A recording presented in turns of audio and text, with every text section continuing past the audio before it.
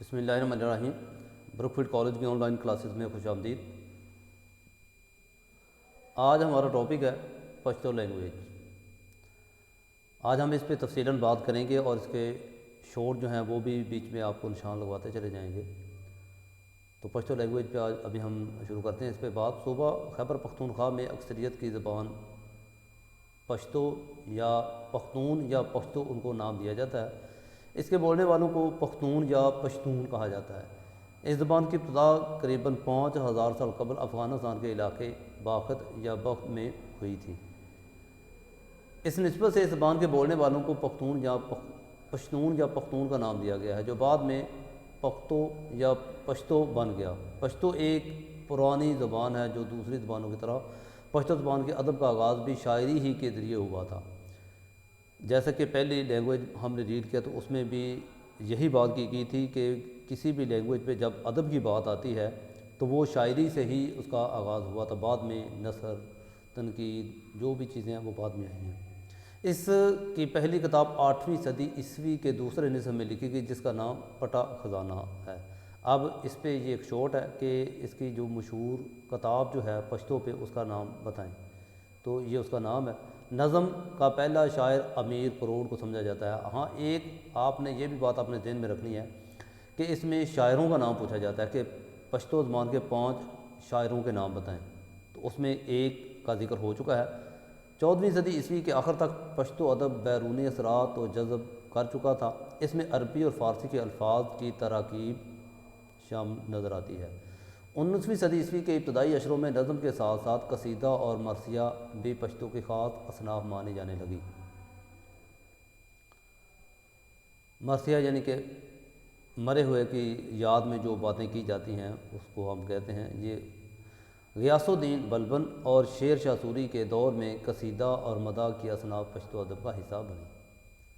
محققین کو تذکرہ اولیاء نام کی ایک قدیم تصانیف دستیاب ہوئی ہے جس سے معلوم ہوتا ہے کہ اس دور کے پشتو شاعر نے حمد و نعت کی اصناف پر بھی طبع آزمائی کی تھی۔ یہ کتاب 1200 صفحات کی ہے۔ محمود غزنوی کے دور میں سیف النامی شخص ایک نے باقاعدہ طور پر پشتو کے حروف تہجی تیار کیے جو آج تک رائج ہیں۔ پشتو شاعری میں جو موضوعات نمایاں طور پر پائے جاتے ہیں ان میں حریت، غیرت، جنگ وغیرہ خاص طور پر قابل ذکر ہے۔ تصوف کا ذکر بھی ملتا ہے۔ ملا مست اس اسلوب کے پیشوا امام مانے جاتے ہیں۔ اب اس میں ہے پشتو شاعری کے موضوعات بتائیں، تو اس کے موضوعات جو ہیں وہ یہاں پر ہے حریت، غیرت، جنگ، اور آپ بلکہ یہاں تک اس طرح یہ نشان آپ یہاں پر لگا لیں، ان میں یہاں سے شروع کریں اور لاسٹ تک ہے پیشوا مانے جاتے ہیں۔ خوشحال خان خٹک پشتو کے عظیم شاعر ہیں۔ اب ایک پہلے امیر کروڑ کا ذکر ہو چکا ہے، اس کے بعد خوشحال خان خٹک کی بات ہو رہی ہے، تو یہ نام آپ نے یاد رکھیں کیونکہ ایک سوال اس کے بارے میں بھی ہے۔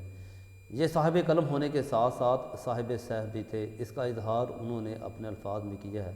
خوشحال کے لیے وہ لمحات قابل دید ہیں جب تلوار اور زرہوں کی جھنکار ہوتی تھی۔ خوشحال خان نے اپنی شاعری میں مختلف شعبہ ہائے زندگی کے متعلق لکھا ہے۔ اس میں عشق حقیقی، عشق مجازی، تصوف، اخلاق، حریت اور بہادری کے موضوعات نمایاں ہیں۔ پشتو ادب کے دوسرے بڑے شاعر رحمان بابا ہیں۔ اب یہ تیسرے شاعر کا ذکر ہو چکا ہے۔ یہ فقیر صفت شاعر ہمیشہ عشق و تصوف کی کیفیات میں مگن رہتے تھے اور یہی ان کی شاعری کے موضوعات بھی تھے۔ ان کے نزدیک عشق ہی کائنات کی تخلیق کا باعث ہے۔ رحمان بابا کو پشتون شاعری معاشرے میں ایک اعلیٰ مقام حاصل ہے۔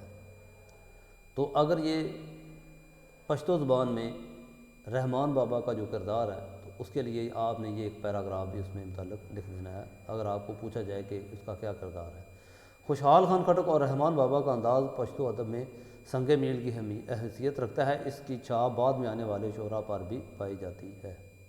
لوک گیت پشتو ادب کا بے نظیر سرمایہ ہیں۔ ان کے کئی اشکال ہیں مگر چار بیت الپا لیمنی وغیرہ بہت مشہور ہیں۔ بعض شعراء نے لوک گیتوں کی مختلف صورتوں کو اپنی شاعری کا بھی موضوع بنایا ہے۔ ان شعراء میں نور الدین اور ملا مقصود وغیرہ شامل ہیں۔